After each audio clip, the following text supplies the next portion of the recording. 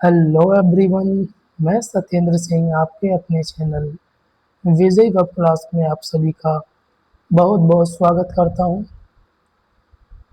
तो पिछली क्लास में हमने देखा था डेल्टा और आज की क्लास में हम देखेंगे एस्चुरी।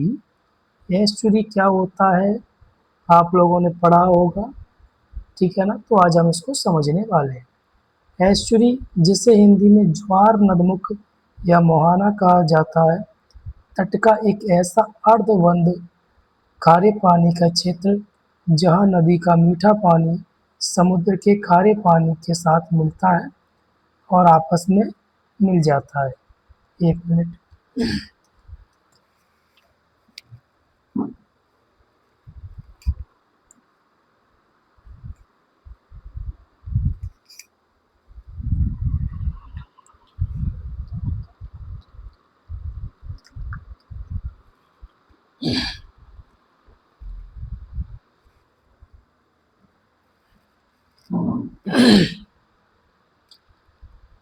और यहाँ पर मैंने चित्र के द्वारा समझाने का प्रयास किया है।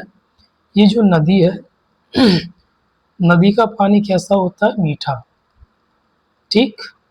और वो खारे पानी यानी समुद्र में जाकर मिलती है। इस पूरी इस क्षेत्र को क्या कहा जाता है? एस्चुरी कहा जाता है, ठीक है ना। जैसे कि ये नदी का पानी बहकर आ रहा है, मैं कलर थोड़ा चेंज कर लेता हूँ पेन का।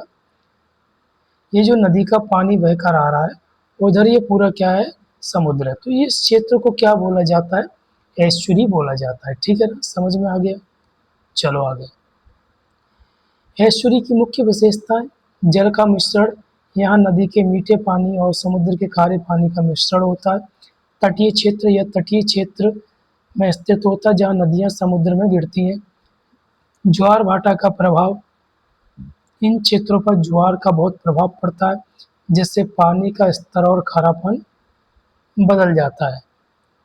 पारिस्थितिकी महत्व। सबसे उत्पादक प्राकृतिक आवासों में से एक है, जो विभिन्न प्रकार के पौधों और जीवों जैसे मछलियों और पक्षियों के लिए एक सुरक्षित आश्रय प्रदान करता है,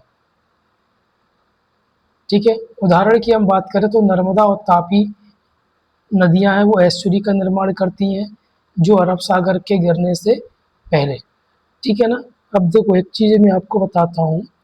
जो भारत की कुछ नदियां हैं, जैसे कि अगर हम बात करें प्रमुख नदियों की, नर्मदा और तापी की, ये बहती हैं इस पूरब से लेकर पश्चिम की ओर और ये अरब सागर में जाकर गिर जाती है।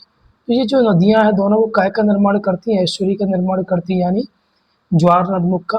और जो नदियाँ इधर बहती है बंगाल की खाड़ी की साइड, वो काय का निर्माण करती हैं? डेल्टा का, ठीक है। दोनों में थोड़ा सा अंतर समझाने का मैंने प्रयास किया है। जहाँ नदियाँ बिना किसी रुकावट के समुद्र में मिल जाती हैं, उसे क्या ज्वारी लहरें प्रबल होती हैं, उसे क्या कहते हैं? एस्चुरी बनती है वहाँ पर। और इसके विपरीत जहाँ नदियाँ अपने साथ लाई गई मिट्टी को जमा कर देती हैं, वहाँ क्या बनता है? डेल्टा। ये सीधा सा इसका अंतर था और कोई ज़्यादा अंतर नहीं था। तो ये हमारा एस्चुरी और डेल्टा पूरा का पूरा हमारा ख़त्म हो गया है। और मैं आशा करता हूँ कि आप लोगों को डेल्टा और एस्चुरी कहीं भी दोबारा पढ़ने की आवश्यकता नहीं पड़ेगी।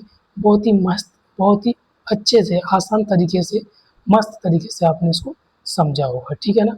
चलिए अब अगले टॉपिक में आपके लिए लेकर आऊँगा, और जो हमारी नदियाँ, वो एक पूरी सीरीज चलेगी नदियों की, ठीक है ना। कुछ कुछ टॉपिक थे जो आपको समझना चाहिए था, जैसे कि डेल्टा और एस्चुरी, वो आपके लिए लेकर आया हूँ। और इसके साथ साथ ही मैं जो भी शिखर सम्मेलन, जैसे G20 में पढ़ा चुका हूँ, ऐसे जी नाटो हो गया, SCO हो गया, ये सारे के सारे शिखर सम्मेलन आपके सामने लेकर आऊँगा। तो आप कहीं पर भी, कहीं पर भटकने की ज़रूरत नहीं पड़ेगी। सारी की सारी चीज़ें मैं आपके अपने इसी चैनल पर लेकर आऊँगा, ठीक है ना। तो तब तक के लिए जय हिंद, जय भारत।